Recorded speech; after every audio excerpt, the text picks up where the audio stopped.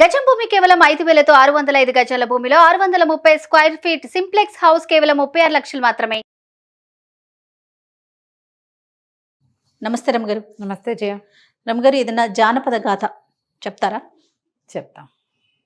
మనం చేసుకునే సిరీస్లన్నీ జానపద సిరీస్లే, అవునా? చిన్న కథలు చెప్పలేదు. మరి పాతాళ దుర్గాలు అవన్నీ కూడా జానపద గాథలేనా? కోల జానపద ఆ కథ. కోవలోకేనా? అలాగే అనాలి. రాజుల కథలన్నీ కూడా జానపద గాథలే. అవునవును. పురాణాలు వేరు, చందమామ కథలు వేరు కదా. అవును. చెప్తాం. పూర్వం ఒక రాజుగారికి 2 భార్యలు ఉండేవారట, పెద్దరాణి చిన్నరాణి. పిల్లలు లేరు వాళ్ళకి. అయితే ఏమైందట, పెద్దరాణి బాగానే ఏదో అన్యోన్యంగా ఉండేవాళ్ళు. ఒకనాడు ఒక సన్యాసి భిక్షకు వచ్చాడట. భిక్షకు వస్తే ఆవిడ కొంచెం దీనంగా చిన్నరాణి వాకిట్లో నుంచున్నాడు. ఆయన ఆవిడ కాస్త దీనంగా ఉండి ఇది వేయటానికి వచ్చింది, భిక్ష వేయడానికి వస్తే ఆయన ఎంతమంది పిల్లలమ్మా నీకు అన్నట్ట. ఆవిడ బిక్కమొహం వేసి పిల్లలు కలగలేదండి నాకు. మా పిల్లలు లేని వాళ్ళ చేతి భిక్ష నేను తీసుకోను అన్నట్టు. అనేసరికల్లా ఆవిడ ఏడ్చింది. ఎన్ని పూజలు చేసినా పిల్లలు పుట్టట్లేదండి అంటే ఇప్పుడు ఆయన ఏమన్నాడంటే, సరే నువ్వు నన్ను అడిగావు కాబట్టి అని ఒక దానిమ్మ పండు చేతిలో పెట్టాడు. ఈ పండు రసం తీసుకుతావు, నీకు సంతానం కలుగుతుంది. కాకపోతే ఆ పిల్లవాడికి వాడి ప్రాణం ఒక చేపల గుండెలో ఉంటుంది. చేప అంతఃపురానికి ఎదురుగుండా ఉన్న చెరువులో ఒక బోలు చేప ఉంటుంది. ఆ బోలు చేప గుండెలో ఒక పెట్టె ఉంటుంది. ఆ పెట్టెలో ఒక మణిహారం ఉంటుంది. ఆ పిల్లవాడి ప్రాణాలు అందులో ఉంటాయి. ఓహో. చేపను రక్షించుకో, పిల్లాడు దినదిన ప్రవర్ధమానంగా పెరుగుతాడు నీకు అని చెప్పాడు. ఈవిడ దానిమ్మ పండు రసం తీసుకుని పుచ్చుకుంది. కాలక్రమాన గర్భవతి అయింది. ఈవిడ చక్కగా దానిమ్మ పువ్వు రంగులో ఉన్న అందమైన కుమారుడు కలిగాడు. రాజు ఎంత సంతోషించాడో. పెద్దరాణి ఒళ్ళు మండిపోయింది. ఆవిడ అట్లా వాళ్ళకి వీళ్ళకి భిక్షలు అవి వేసే రకం మనిషి కాదు. చిన్నరాణికి ఏంటంటే సంతానం కలగలేదు. ఏ యోగులో సన్యాసులో మహానుభావులు ఎవరైనా ఏదైనా వరం ఇస్తారని ఆవిడ వెళ్ళేదనమాట ఈ భిక్షలు పెట్టడానికి. ఆమెకి నిజంగానే వరం ఇచ్చాడు భగవంతుడు. సరే, ఈ పిల్లాడు చక్కగా పెద్దవాడు అవుతున్నాడు. ఆ చెరువులో బోల్ చేప చెరువులోనే తిరుగుతూ ఉండేది. ఎవరు ఆ చెరువులో ఇవి వేసేవాళ్ళు కాదు, వలలు వేసేవాళ్ళు కాదు, నడుస్తూ ఉండేది. పిల్లాడికి ఒక 10 ఏళ్ళు 9 ఏళ్ళు వచ్చాక 12 ఏళ్ళు కూడా వచ్చాయి. వచ్చిన తర్వాత ఒకరోజు ఏమైంది, పావురాలంటే మహా ఇష్టంట అబ్బాయికి. పావురాలు ఎగరేసుకుంటూ ఆడేవాడు. ఆడుతుంటే ఈ పావురం ఎగిరిపోయి పెద్దరాణి గారి అంతఃపురంలోకి పోయింది. ఈ పిల్లాడి పావురాయి కోసం ఆ పెద్దరాణి గారి ఇంట్లోకి, వాళ్ళ పెద్దమ్మ ఇంట్లోకి వెళ్ళాడు. వెళ్ళేసరికల్లా ఆవిడేమంది, లేరా ఏమిటి నువ్వు ఏం చేస్తున్నావు, ఏం చదువుకుంటున్నావు, అవి ఇవి అడిగి నీ ప్రాణ రహస్యం ఏమిటిరా, నీ ప్రాణాలు ఎక్కడున్నాయిరా అని అడిగింది. అడిగితే నాకు తెలియదు అన్నాడు. ఇంత అయ్యావు, నీ ప్రాణ రహస్యం నీకు తెలియదుట్రా అని కవ్వించింది. నీ ప్రాణం రహస్యం కనుక్కురా, నేను అడిగానని ఎవరికీ చెప్పకూడదు, అప్పుడు నీ పావురాలు నీకు ఇస్తానని. ఆ పావురాళ్ళు ఆ అంతఃపురంలోకి వెళ్ళినవి పెద్దవి. ఆ పిల్లవాడికి ఎంతో ఇష్టం. ఇంటికి వెళ్ళాక వాళ్ళ అమ్మని నా ప్రాణం ఎక్కడుంది ఏమిటి అని అడిగాడు. అడిగేసరికల్లా అప్పుడు ఆవిడ ఏం చెప్పింది, ఈ బోల్ చేపలో ఉంది అని చెప్పేసరికల్లా పిల్లాడు వెళ్ళి మరి వాళ్ళ పెద్దమ్మకి ఈ రహస్యం అంతా చెప్పి తన పావురాలు తెచ్చేసుకున్నాడు. ఈ పెద్దరాణి వెంటనే ఆలోచించింది, చేపను పట్టాలి ఎలాగైనా, ఈ పిల్లాడు తిరగకూడదు, చిన్నరాణి సంతోషంగా ఉండకూడదు. రాజుగారు కొడుకు పుట్టాడు కాబట్టి చిన్నరాణి ఎక్కువ ప్రేమగా చూస్తున్నాడు, నాతో బాగా ఉండట్లా. పిల్లలు లేరు కాబట్టి నాతో బాగా లేడు. ఆవిడ కొడుకు ముద్దు ముచ్చట్లు చూసుకోవడానికి, అమ్మ నాన్న కలిసి చూసుకోవడానికి ఎంతసేపు వాళ్ళ ఇంటికి వెళ్తున్నాడు. ఇవన్నీ ఆలోచించి ఏం చేసింది, కొన్ని ఎండు కట్టెలు అవి తెప్పించి, కొంచెం సన్నటివి పుల్లలు, ఎండు పుల్లలు తెప్పించి పరుపు కింద వేసుకుంది. దాని మీద పడుకుంది. ఆవిడ కదిలినప్పుడల్లా అవి పళక్కమంటూ ఉంటాయి, శబ్దం చేస్తాయి కదా. ఏదైనా చూడు ప్లాస్టిక్ కవర్ పెట్టుకుని దాని మీద పడుకున్నా అలా శబ్దం చేస్తుంది. విపరీతమైన తలకాయ నొప్పని ఒళ్ళు నొప్పులని రాజు కబురు చేస్తుంది. మామూలుగా రోజువారీ ఆవిడతో బ్రహ్మాండంగా ఆయన ఉండట్లేదు కానీ వస్తూనే ఉంటాడు. అనారోగ్యం అనేసరికల్లా రాజవైద్యుడిని వెంబడి పెట్టుకొచ్చాడు. ఈవిడేం చేసింది, పెద్దరాణి ముందే రాజవైద్యుడితోటి లాలూచి పడింది. పడి వాడికి ఆయనకి తెలియజేసింది తన పరిస్థితి. సరే, ఇక్కడి నుంచి కదిలినప్పుడల్లా పడక్కమని శబ్దం వస్తుంటే భూమికలు విరిగిపోతున్నాయన్న సినిమా ఇచ్చింది ఆవిడ. అమ్మయ్యో నాయనో బాబోయ్ నా ఎముకలు విరిగిపోతున్నాయి అని కేకలు పెట్టేసరికి రాజుగారు ఆశ్చర్యపోయాడు. ఇదేం జబ్బు, విచిత్రమైన జబ్బు వచ్చిందంటే ఈ రాజవైద్యుడు అన్నాడు, అవును ప్రభు, ఇలా వస్తుంది నడి వయసులో. మన అంతఃపురం ఎదురుగుండా ఒక పెద్ద కొలనుంది, చెరువులో ఒక బోల్ చేప ఉంది, దాని గుండెని తీస్తే ఈవిడికి తగ్గుతుంది అని చెప్పేసరికల్లా సరే ఏముంది ఒక చేపను పట్టించడం పెద్ద కష్టమా? రాజుకు తెలీదా? రాజుకు తెలియదు. ఎందుకంటే ఆయన ఈ రహస్యాన్ని ఎవరికి చెప్పొద్దని చెప్పాడు రాణికి. కొడుక్కి చెప్పింది ఆవిడ. వాడు వచ్చి ఇక్కడ చెప్పేశాడు. అట్లాంటివి ప్రాణ రహస్యాలు అవి చెప్పుకునేవి కాదు కదా. అవునవును. వీళ్ళు ఏం చేశారు, అంతఃపురం కోలంలో వాలేశారు జాలరి వాళ్ళు వచ్చి. వాలేయంగానే ఎప్పుడైతే బోల్ చేప వల్లో పడిందో రాజుగారు యువరాజు కాస్త మూర్చిపోయాడు. రాజకుమారుడు మూర్చిపోయాడు. మూర్చిపోయాడు, పిల్లాడు పడిపోయాడు. పడిపోయేసరికల్లా ఏదో అయ్యింది, పిల్లాడు ఎందుకో పడిపోయాడని ఆ పిల్లవాడిని తీసుకుని వాళ్ళు ఏదో వైద్యం చేయించడానికి చూస్తున్నారు. ఈ లోపల ఏమైంది, చేప కాస్త అంతఃపురంలోకి వెళ్ళిపోయింది, పెద్దరాణి అంతఃపురంలోకి. చేపను కోసారు. కోస్తేనే కదా మరి గుండె వస్తుంది బయటికి. చేప గుండే కదా వైద్యం. మరి మామూలుగానే కోస్తారు, అందులో పెద్ద విశేషమేం లేదు. ఎవ్వరికీ తెలియదు ఇది. ఓ చేప దాన్ని కోయటం అంతే. బోల్ చేపటి ఇంత ఉంటుంది అన్నమాట పెద్దగా. దాన్ని కోసేసరికల్లా ఎప్పుడైతే ఆ గుండెని వెలికి తీశారో పిల్లవాడు కాస్త మరణించాడు. ఆ గుండెని నేనే వండుకుని తింటానని తన చేతిలోకి తీసుకున్న మహా యువరాణి కదా పెద్దరాణి, లోపల గదిలోకి తీసుకెళ్ళి దాన్ని కోసింది. అందులో చిన్న పెట్టె ఉంది. ఆ పెట్టెలో ఒక మణిమాల ఉంది. ఎప్పుడైతే ఆ గుండెని తీసేసి మణిమాల తీసేసుకుందో పిల్లవాడు మరణించేశాడు. ఇకేం లేదు. ఆవిడ మణిమాల శుభ్రంగా మెళ్ళ వేసుకుని తిరగటం మొదలుపెట్టింది.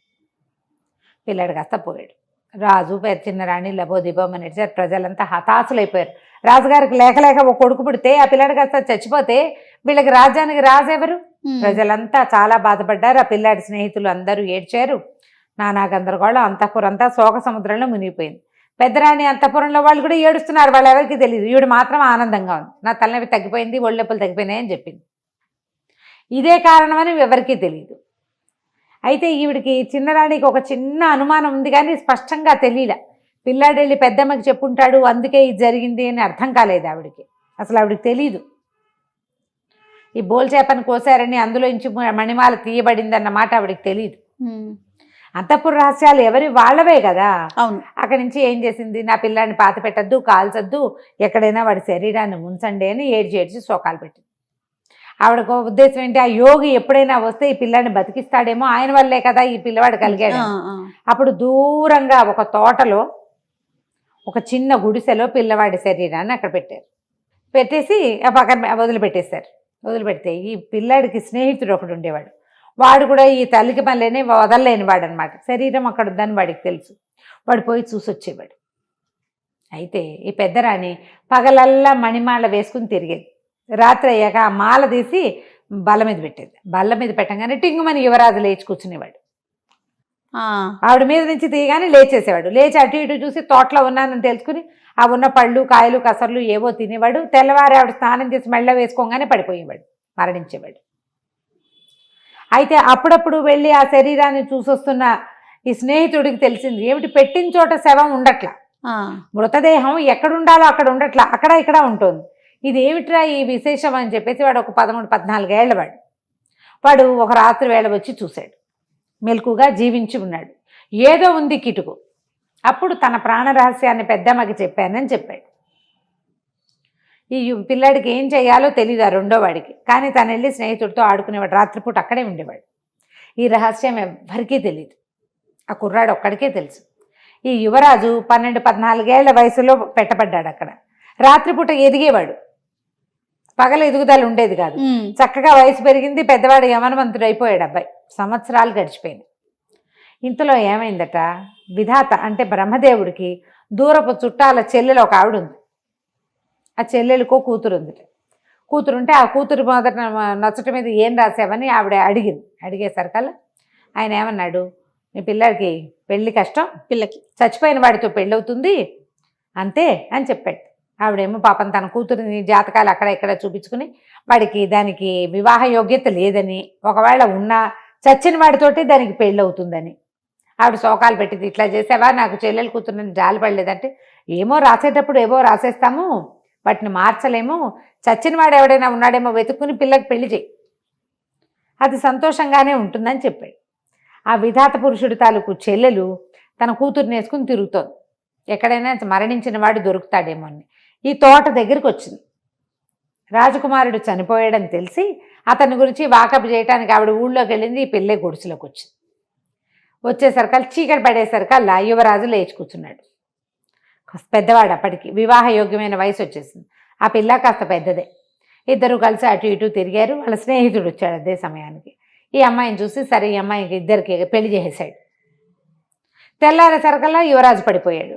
ఆ అమ్మాయికి అర్థం కాల. ఆ స్నేహితుడు ఏం చెప్పాడు, నువ్వేం భయపడద్దు, పగళ్ళు మెలకుగా ఉండడు, రాత్రిళ్ళు మెలకుగా ఉంటాడు, వీడితో నువ్వు ఇలాగే ఉండాలని చెప్పాడు. ఆ తల్లి వెళ్ళిపోయింది. చచ్చిపోయిన వాడితో పెళ్ళయింది పిల్లకి. రోజు పోతాడు వాడు, చచ్చి బతుకుతూ ఉంటాడు. ఇలా చాన్నాళ్ళు గడిచిపోయినాయి. ఈ అమ్మాయికి కవల పిల్లలు పుట్టారు. పిల్లలు పుట్టాక సరే ఆ అమ్మాయి ఏమందంటే మన రాత మనమే మార్చుకోవాలి. ఇప్పుడు ఈ కుర్రాడు ఏం చేయలేడు, దాని స్నేహితుడు ఏం చేయలేడు, వాళ్ళ అమ్మాయి ఏం చేయలేదు, నేను ప్రయత్నం చేస్తానని ఆ పిల్లల్ని ఇద్దరిని వేసుకుని రాజా అంతఃపురాలకి వెళ్ళిపోయింది మారువేషం వేసుకుని. ఈ అమ్మాయి ఎవరో వాళ్ళకి తెలియదు.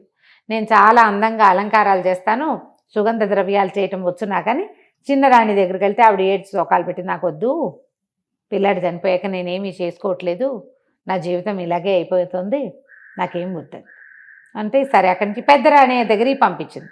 పెద్దరాణి ఏమనుకుంది, ఈ మధ్యకాలంలో అలంకారాలు అవి చేయట్లేదు, పెద్ద వయసు వచ్చేసింది, రాజుగారు అసలు మొహమే చూపించట్లేదు, ఆ పిల్లాడి పోయాక ఇంకా ఆయన ఈవిడ దగ్గరికి రాలి. ఆవిడ సంతోషంగా ఉంది పిల్లాడు లేడని, కానీ రాజు ఏమీ ఆవిడని ఆదరించల, మూడాఫ్గా అయిపోయాడు ఆయన. అయితే రాజుని అలరించచ్చు అని చెప్పి సరే చేయించుకుంటానండి. ఈ అమ్మాయి ఏం చేసింది, చక్క గంధంతో వాటితోటి సుగంధ ద్రవ్యాలు తయారు చేసి ఆవిడతో స్నానం చేయించి బోళ్ళంతా మేకప్ చేసింది. వస్తువులన్నీ తీసి పక్క పెట్టాలి కదా. ఈ పిల్లలిద్దరికి ఏం చెప్పిందంటే, ఈవిడ మెడలో నుంచి ఒక గొలుసు తీస్తుంది, ఆ గొలుసు చేత్తో పుచ్చుకోండి, ఎంత అడిగినా ఇవ్వద్దని చెప్పి. అక్కడి నుంచి పిల్లలు ఏం చేశారు, ఇద్దరు చేత్తో పుచ్చుకున్నారు, మెడలో వేసేసుకున్నారు. ఆ గొలుసు ఇవ్వాల. ఈవిడ స్నానం అయిపోయాక నా వస్తువులన్నీ చూసుకుంది, మణిమాల లేదు. పిల్లల్ని అడిగితే మా దగ్గర ఏముందన్నారు, ఇవ్వాల. ఏడవటం మొదలుపెట్టారు, చేతికి అందరూ పరిగెడతారు. ఈ అమ్మాయి ఏముందంటే, మా పిల్లలు చిన్నపిల్లలు కదా మహారాణి, మీరు రెస్ట్ తీసుకోండి, మరి నేను ఇంటికి వెళ్ళి పిల్లలకి పాలు పెట్టి నిద్రపుచ్చాక నిద్రలోకి వెళ్ళాక వదిలేస్తారు వస్తువు, ఆట కొద్దీ తీసుకున్నారు, అదేదో బాగున్నాయి పూసలు మెరుస్తున్నాయని రేపొద్దున తెచ్చిస్తాను అనగానే సరే ఒప్పుకుంది పెద్దరాణి. ఈ అమ్మాయి ఏం చేసింది, పిల్లల్ని ఎత్తుకుని ఇంటికి తీసుకెళ్ళిపోయి 4-5 ఏళ్ళు వచ్చినాయి. ఇంటికి వెళ్ళేసరికల్లా తండ్రి మెలకుగా ఉన్నాడు. మరి వస్తువు వీళ్ళ చేతిలో ఉంది కదా. ఆ మణిమాల అతని మెడలో వేసేసరికల్లా ఇంకా బలంగా, ఇంకా అందంగా, ఇంకా చక్కగా తయారైపోయాడు. మర్నాడు పొద్దున ఇంకా వాళ్ళు ఆ మణిమాలని వెనక్కి ఇవ్వాలి. ఈ స్నేహితుడు పోయి రాజుగారి మావటి వాడికి చెప్పి ఏనుగుని తీసుకొచ్చి ఏనుగు మీద యువరాజుని, అతని భార్యని, వాళ్ళ ఇద్దరు పిల్లల్ని ఎక్కించి తీసుకుపోయాడు. బతికే ఉన్నాడు యువరాజు అని. ఇతను చూసేసరికి వాడు 13-14 ఏళ్ళ వాడు కదా. పోయేసరికి పెద్దవాడైతే 25 ఏళ్ళు వచ్చినా ఏం మారుతాడు. ఏనుగు గుర్తుపట్టింది యువరాజుని. అక్కడి నుంచి అందరూ చూసుకున్నారు, ఏం జరిగిందో తెలుసుకున్నారు. సరే యువరాజుని రాజ్యాభిషేకం చేసి మళ్ళీ అతను జీవించే ఉన్నాడని తెలుసుకున్నారు. మణిమాల ఇక అతని ఒంటి మీద నుంచి మళ్ళీ ఎప్పుడూ తీల. ఇలాగే చచ్చి బతికిన వాడి జానపద కథ. చాలా బాగుందండి, సరదాగా ఉంది కదా. చాలా సరదాగా ఉంది. నమస్తే. నమస్తే.